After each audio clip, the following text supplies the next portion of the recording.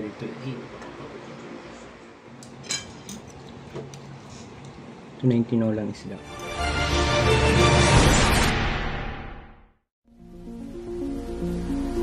Hello everyone.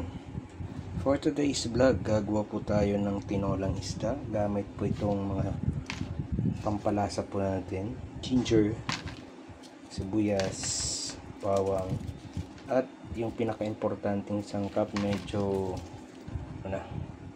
ayan, batuan. Pampaasim, batuan.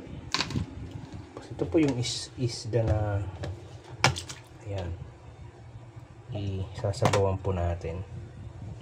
Let's prepare. Siyempre pa, balatan na natin. Ito yung ating matalim. Unahin natin yung luya.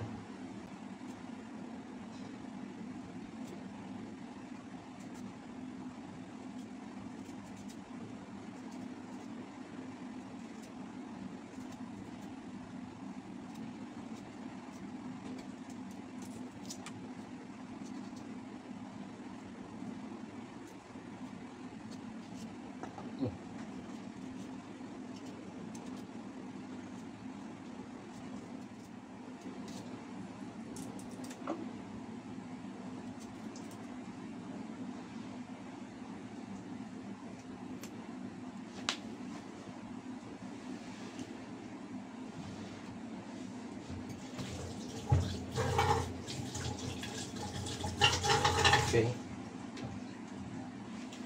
Magasa na. Bawang.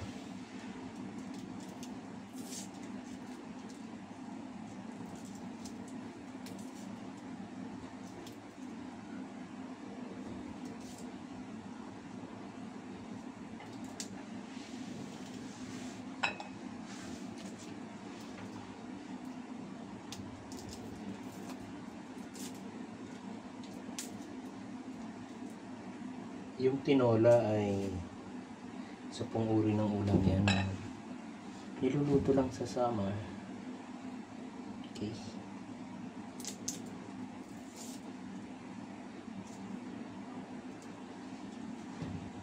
Pakita na nga lang tayo ng mukha yan. Yan. Oh. Dito tayo.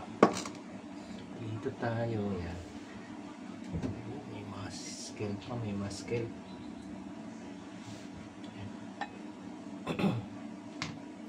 Sibuyas,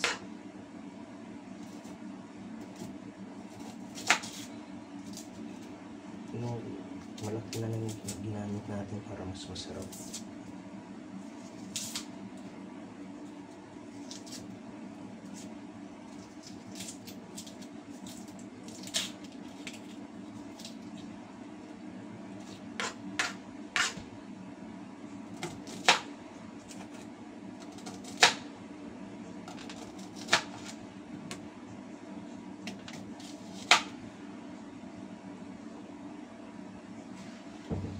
Pabilog. Sorry.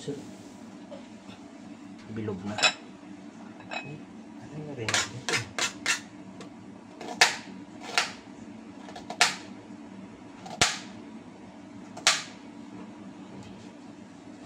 Okay. Okay. Tapos ito.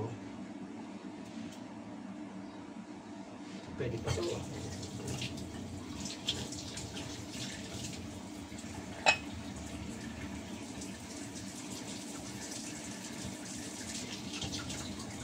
Kuluan lang.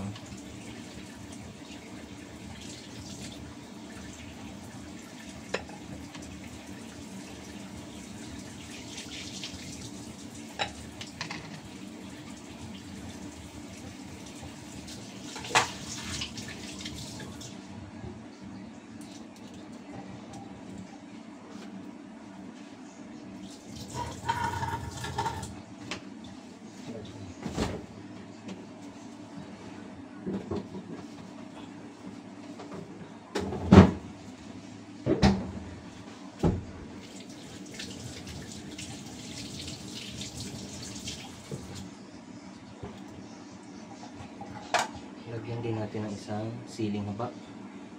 Yan.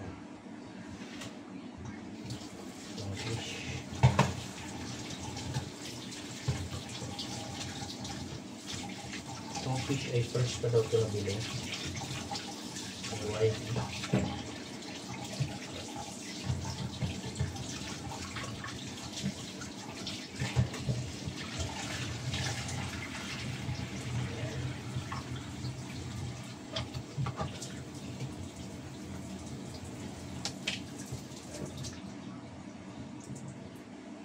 yung fish. Ayan.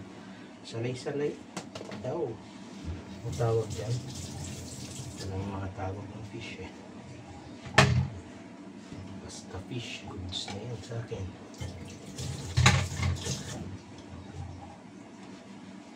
Okay.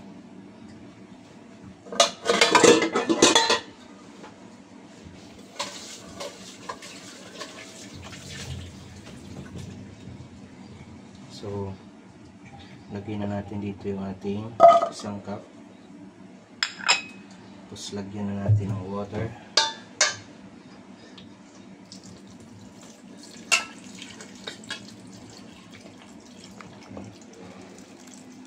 Yan.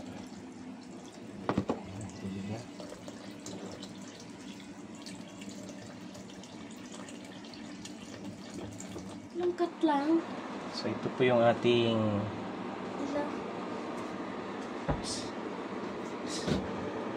papakuluan natin at mamaya ilalagay po natin dyan yung fish.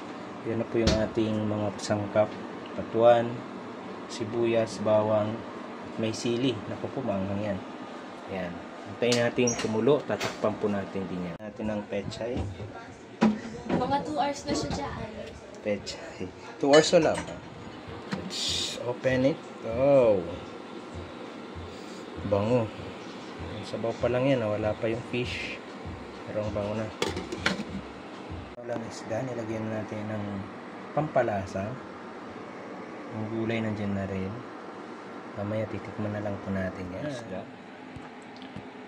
Sa Cavite, hindi mo maririnig yung tinolang isda. Pero sa amin, ang isda ay tinutola. Tinitinola, yan na po yan. Ready to eat.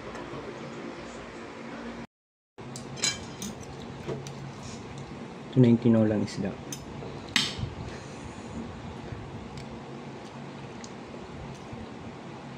So yum.